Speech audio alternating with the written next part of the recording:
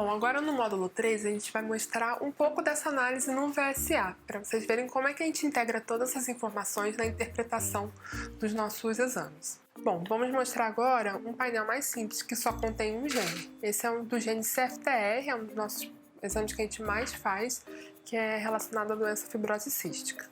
Essa era uma criança com suspeita de fibrose cística e já no Tier 1, o VSA demonstra duas variantes como patogênicas. Aqui tem a predição, que é deletéria, a gente tem aqui o tipo de mutação que aconteceu, a frequência dessa variante na população e se ela já foi reportada ou não no ClinVar.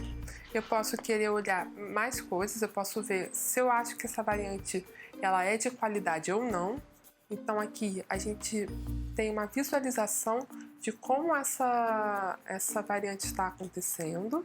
Então aqui a gente tem uma deleção de 4 pares de bases, que é esse espaço que fica em branco nessas barrinhas cinzas que representam a leitura do DNA. E aqui a gente também tem já um link para o ClinVar se aquela variante já foi reportada ou não. Então, é uma variante que já foi reportada, inclusive pela Mendelics, que está aqui a submissão dessa variante no ClinVar. Aqui também aponta uma variação de número de cópias, que é uma análise a mais que a Mendelics faz nos painéis de sequenciamento de nova geração. Então, com isso, a gente tem duas variantes patogênicas que estão aparecendo no VSA, elas foram enviadas para o laudo e esse foi um laudo conclusivo de fibrose cística. Esse daqui é um exemplo de painel de síndromes clinicamente reconhecíveis. Ele tem muito mais genes do que um painel de fibrose cística que contém só o gene de CFTR. Esse painel, então, vai ter mais genes para a gente analisar. A gente abre aqui o exame, tem os diversos tiers. O Tier 1 mostra as variantes que provavelmente estão mais relacionadas ao quadro clínico do paciente. A gente vê já que nesse Tier 1 já tem 1, 2, 3, 4, 5, 6 genes que têm variantes que podem ser candidatas ao quadro clínico, a ser o responsável pelo quadro clínico do paciente. As variantes, quando elas não têm a ver com, elas estão acontecendo de um jeito que não tem a ver com a herança daquela doença, elas vão para o Tier 2. E variantes que o VSA prediz como provavelmente benignas, mas são raras, elas vão para o Tier 3. Esses tiers de Structural Variants, elas apontam, na verdade, os CNVs, ou seja, que são as variações de número de cópias, e isso é mais relevante somente no exoma, que é o que a gente vai analisar, variações de número de cópias muito grandes. No painel, a gente não utiliza essa aba. Então, nesse caso, a gente tem uma série de variantes acontecendo no primeiro tier. O VSA ele já ranqueia aqueles casos que são mais provavelmente relacionados ao quadro clínico do paciente. Nesse caso, o paciente tinha 3 mutações que eram candidatas e podiam explicar o quadro clínico do paciente.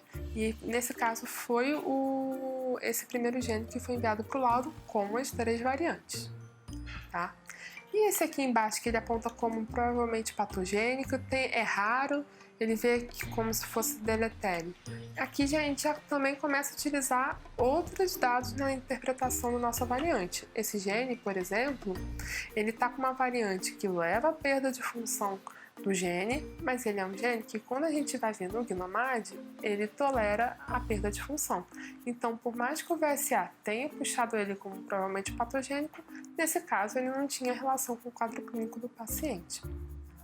Então, foi laudado o DHCR7, que tem a ver com a síndrome de Smith-Lemli-Opitz, fechando o diagnóstico do paciente. Bom, a gente vai mostrar agora os exomas, né? O primeiro exoma é de uma paciente que tinha amarose bilateral, ou seja, ela descreve que ela tinha dificuldade visual, na verdade cegueira, desde a infância e ela tinha miopatia, uma doença muscular. A informação clínica foi fundamental nesse caso. Por quê? A gente encontrou 3 diagnósticos para essa paciente. A gente encontrou uma amarose congênita de Leber, ou seja, era uma patogênica e uma variante significado incerto. A gente precisa de 2 mutações nesse gene para poder levar a quadro clínico. Então, nesse caso, era uma variante significado incerto muito relevante para o quadro clínico da paciente e isso foi para o laudo, explicando o porquê que ela tinha a dificuldade visual. Aqui embaixo, a gente também encontrou uma variante patogênica já descrita e uma doença associada à doença muscular, explicando esse quadro de fraqueza muscular da paciente. E também a gente encontrou uma mutação que justifica o fato dela ter cegueira à noite.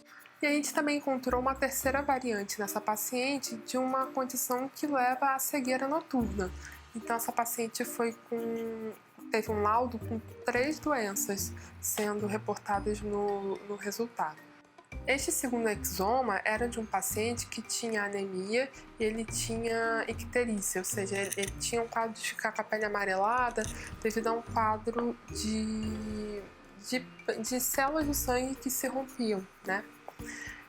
A gente encontrou também um diagnóstico, uma delas já é patogênica e a outra de variante de significado incerto. Isso foi para o laudo porque justifica o quadro clínico do paciente. Mas isso é um trabalho de curagem do exoma, porque para vocês verem quantas variantes que já aparecem só na primeira aba desse exoma. Então, a gente fica curando cada gene, cada variante nessa análise.